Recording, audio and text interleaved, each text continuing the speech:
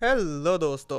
तो कैसे हैं आप लोग। ये एपिसोड भी स्टार्ट होता है बिल्कुल उसी सीन से जहां पर हम देखते हैं कि मूजी बुरी तरह से एक ट्रैप में फंस चुकी थी जो कि बिछाया था इवल डार्क डीमन बीस्ट ने। मूजी को ट्रैप हुआ देखकर वैंक की टीम में जितने भी सोल बीस्ट थे वो सभी की सभी मूजी की तरफ बढ़ने लगते हैं ताकि वो उसे मारकर खत्म कर सके। पर उन सभी के अपने नजदीक आने से पहले ही मूजी अपनी मूनलाइट की पावर्स को यूज करते हुए उस ट्रैप को तोड़ देती है, जिसे तोड़ने में उसे काफी तकलीफ हुई थी, लेकिन अब वो आजाद हो चुकी थी। अब उस ट्रैप से बाहर आने के बाद वो अपने करीब आ रहे बीस्ट में से होते हुए बड़ी तेजी के साथ अपने मास्टर की तरफ बढ़ने लगती है और मूजी की स्पीड इतनी ज्यादा थी कि वो सभी बीस्ट तो उसे टच भी नहीं कर पाते। वैंक की टीम में मौजूद सभी लोग बहुत ही ज्यादा शौक हो जाते हैं और उन लोगों को समझ नहीं आता कि आखिर इस मूनलाइट फॉक्स ने उस ट्रैप को कैसे तोड़ लिया। एक लिटिल सिल्वर मून फॉक्स के लिए ये कर पाना कैसे पॉसिबल है। वैंक भी ये देखकर काफी ज्यादा हैरान हो रहा था और उसे तो अपनी आंखों पर यकीन नहीं हो रहा था कि मैं अपने सामने इस छोटी सी फॉक्स को इतना बड़ा कारनामा करते हुए देख रहा हूँ। जबकि दूसरी तरफ हम देखते हैं कि फॉक्सी अपनी मून शैडो टेक्निक का यूज करते हुए बड़ी तेजी के साथ मूयान के पास पहुंच चुकी थी और वो तेजी के साथ जाते हुए शील्ड के साथ टकराती है। पर क्योंकि यहाँ पर एक प्रोटेक्शन शील्ड लगी हुई थी, इसकी वजह से वो मूयान के पास नहीं जा पाती और बार बार शील्ड के साथ टकराने लगती है और शील्ड को तोड़ने की कोशिश करती है। बाहर बैठे हुए एल्डर्स आपस में बातें करने लगते हैं कि कहीं ये moonlight fox silver moon fox race से म्यूटेटेड तो नहीं है।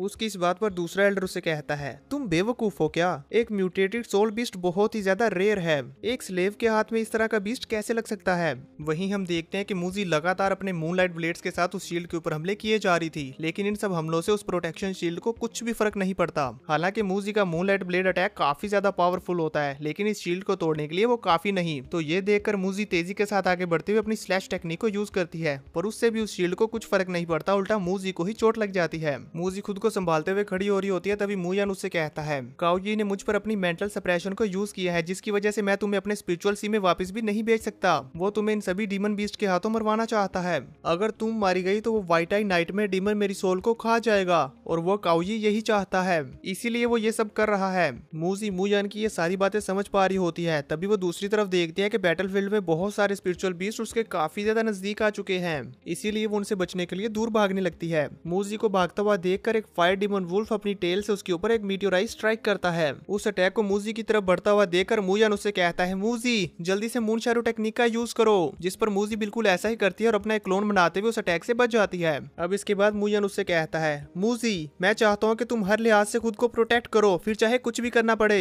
अब मूजी समझ चुकी थी कि यहाँ से सारी कमांड मुझे खुद संभालनी है, इसीलिए वो जोर के साथ एक रोर करती है उन सभी बीस्ट को डराने के लिए जो भी उसके नजदीक आ रहे थे। मूजी की ये रोर को सुनकर वो सभी बीस्ट भी वहीं पर रुक जाते हैं और फिर जोर जोर से मूजी के ऊपर दहाड़ने लगते हैं। मिस्टर काओजी ये सब देखते हुए कहते हैं, मैं भी देखता हूँ कि तुम्हारी इस फॉक्स की सोल पावर कितनी देर तक टिक पाती है। जबकि मूयान अपने मन में सोच रहा होता है, मूजी को अब अकेले ही 10 डीमन सोल बीस्ट्स का सामना करना है, इसलिए वो मूजी से कहता है, तुम हर कदम बड़े ही ध्यान से और फूक फूक कर रखना, अगर एक भी गलती की तो हम हार जाएंगे। जबकि दूसरी तरफ हम देखते हैं कि वैंक की टीम का एक मेंबर जो कि फायर वुल्फ का मास्टर है, वो अपने वुल्फ से कहता है, जाओ आगे बढ़ो और अपनी टेल का यूज करते हुए इस फोक्स का फोक्स तंदूरी बना दो।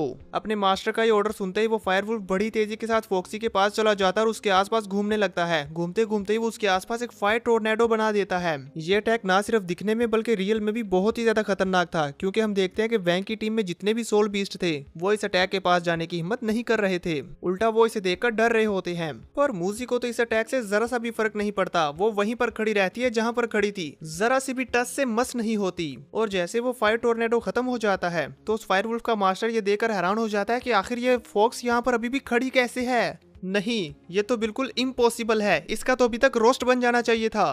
क्या क्या इसके पास फायर इम्यूनिटी है? पर ये कैसे हो सकता है? मूयान को इस फायर वुल्फ के ऊपर बहुत ज्यादा गुस्सा आ रहा था, इसलिए वो मूजी से कहता है, चलो अब हम इसे सबक सिखाते हैं। मूयान की ये बात सुनते ही फॉक्सी अपनी ट्रू फॉर्म में आ जाती है और ट्रू फॉर्म में आने के बाद बड़ी तेजी के साथ आगे बढ़ते हुए उस फायर वुल्फ के ऊपर एक स्नीक अटैक करती है और ये अटैक इतना ज्यादा खतरनाक था कि वो फायर वुल्फ वहीं पर जान से मारा जाता है। आप सभी लोग स्क्रीन पर देख ही सकते हैं कि ये अटैक कितना ज्यादा खतरनाक था कि इसे करने के बाद फॉक्सी के पंजे भी खून से लथपथ हो चुके थे। उस फायर वुल्फ डीमन बीस्ट के मास्टर बेचारे की तो दुनिया हिल जाती है और वो अपने पैरों पर खड़ा भी नहीं रह पाता। जी मूजी की एबिलिटी को देखकर बहुत ज्यादा हैरान हो जाती है, जबकि इनके टीम लीडर फेंग यू भी कहते हैं, इसने दरअसल अपने 9th लेवल की स्ट्रेंथ को छुपा के रखा था, तभी ये मूजी इतने ज्यादा पावरफुल हमले कर पा रही थी। वहीं वैंक सोच रहा होता है, हमें लगा था कि हम इस अकेली को आराम से हरा देंगे, पर अब ऐसा लग रहा है कि इसका सामना कर पाना इतना भी आसान नहीं होने वाला। चलो सब लोग एक साथ मिलकर हमला करते हैं। अब वैंक की टीम के सभी डीमन सोल बीस्ट मूजी के ऊपर एक साथ हमला करने लगते हैं, जबकि हम देखते हैं कि मूजी इन सभी के हमलों से बहुत ही आसानी से बच पा रही थी, क्योंकि उसकी स्पीड काफी ज्यादा ज्यादा थी और अब अपनी ट्रू फॉर्म में आने की वजह से वो काफी ज्यादा फुर्तीली भी हो चुकी थी। मूजी को इस तरह से अपने डीमन बीस्ट के हमलों से बचता हुआ देखकर वैंग हैरान हो जाता है और लॉर्ड काओ भी गुस्से में अपनी मेंटल सप्रेशन की पावर को और भी ज्यादा बढ़ा देता है, जिसकी वजह से मू यान की स्पिरिट को और भी ज्यादा दर्द होने लगी थी। वो बेचारा भी अपने स्पिरिचुअल सी में चीख रहा होता है और खुद को आजाद करने की बहुत कोशिश करता है। वैंग सिचुएशन का अंदाजा लगाते हुए अपने एक टीम मेंबर से कहता है, अपने विंड मोस्टर को यूज करते हुए मेरे बफेलो बीस्ट की स्पीड को बढ़ाओ तो वो मूजी पर आसानी से हमला कर पाएगा। तो उसका वो टीम मेंबर बिल्कुल ऐसे ही करता है और हम देखते हैं कि वाकई में ही विंड मोस्टर की पावर्स की वजह से अब बुफेलो मोस्टर की स्पीड बढ़ चुकी थी। तो वो बुफेलो डीमन बीस्ट अपनी स्पीड को यूज करते हुए फॉक्सी को टक्कर मारने की कोशिश करता है, पर वो इसमें नाकाम हो गया था। ये देखकर कैप्टन वैंग को एक आइडिया आता है, वो अपनी टीम को ऑर्डर देते हुए उनके डीमन बीस्ट को अच्छे से यूज करने लगता है और उनको यूज करते हुए फॉक्सी के आसपास हमले करवाता है, जिसकी वजह से अब वो फाइनली मूजी को एक जगह पर ट्रैप कर लेते हैं। और फिर वैंग बड़ी एटीट्यूड के साथ अपने हाथ बांधते हुए मू यान से कहता है, अब तुम्हारी फॉक्स के पास बचकर भागने का कोई रास्ता नहीं है। इस पर मू यान भी पैनिक करने लगता है और मूजी से कहता है, जल्दी से वापिस आओ। हम देखते हैं कि मूजी भी बचकर भागने की बजाय इन हालात का डटकर सामना करती है और तेजी के साथ उस बफेलो डीमन मॉन्स्टर की तरफ आगे बढ़ते हुए अपना एक बहुत ही ज्यादा खतरनाक अटैक यूज करती है, जो कि होता है ब्लड स्प्लिट क्लॉ। यह अटैक इतना ज्यादा पावरफुल था कि वो तेजी के साथ मूजी की तरफ बढ़ते हुए बफेलो डीमन मॉन्स्टर के सींग को ही तोड़ डालता है और इसी के साथ साथ वो बफेलो डीमन मॉन्स्टर भी पीछे की तरफ धकेला गया था। जब वो मॉन्स्टर देखता है कि उसके दोनों सींग टूटकर नीचे गिर चुके हैं तो उसे बहुत ही ज्यादा गुस्सा आ जाता है और वो मूजी के ऊपर जोर जोर से रोर करने लगता है और फिर गुस्से में मूजी के ऊपर हमला करने के लिए उसकी तरफ बढ़ने लगता है, जबकि मूजी इस बीच दूसरे डीमन बीस्ट से निपट रही होती है। बुफेलो डीमन मॉन्स्टर इसका फायदा उठाते हुए मूजी के ऊपर स्नीक अटैक करता है और उसे अपने टूटे हुए हॉर्न के साथ ही टक्कर मारते हुए हवा में उछाल देता है, जिसकी वजह से फॉक्सी सीधी जाकर प्रोटेक्शन शील्ड के साथ टकराती है। इस हमले की वजह से मूजी को काफी ज्यादा डैमेज पहुंचता है। इसी वजह से मू यान भी वीक होकर अपने घुटनों पर आ गया था, जबकि मूजी घायल हुई बैटलफील्ड में पड़ी हुई थी। तो वो बाकी सभी डीमन बीस्ट उसकी तरफ बढ़ रहे थे। ये देखकर मूजी खड़े होने की कोशिश करती है, पर उसे इसमें काफी ज्यादा तकलीफ हो रही थी, पर फिर भी वो हिम्मत करते हुए खड़े होती है और इन डीमन बीस्ट के ऊपर तेजी के साथ आगे बढ़ते हुए हमला करती है। दिखने में तो उसका ये अटैक बहुत ज्यादा खतरनाक लग रहा था, पर अब इससे पहले कि वो उन सभी बीस्ट पर ये हमला कर पाती तभी सीन चेंज हो जाता है और दूसरी तरफ हमें आसमान में दिखाया जाता है कि दो मास्टर अपने सोल बीस्ट के ऊपर फ्लाई कर रहे थे। हम देखते हैं कि इसमें एक डीमन पैलेस के मास्टर जिया भी होते हैं और उनके साथ डीमन पैलेस का ही एक और बंदा था जो मास्टर जिया से कहता है, हमने आज उन्हें ढूंढने की बहुत कोशिश की और कई सारे आइलैंड्स पर भी गए, पर हमें वो नहीं मिले।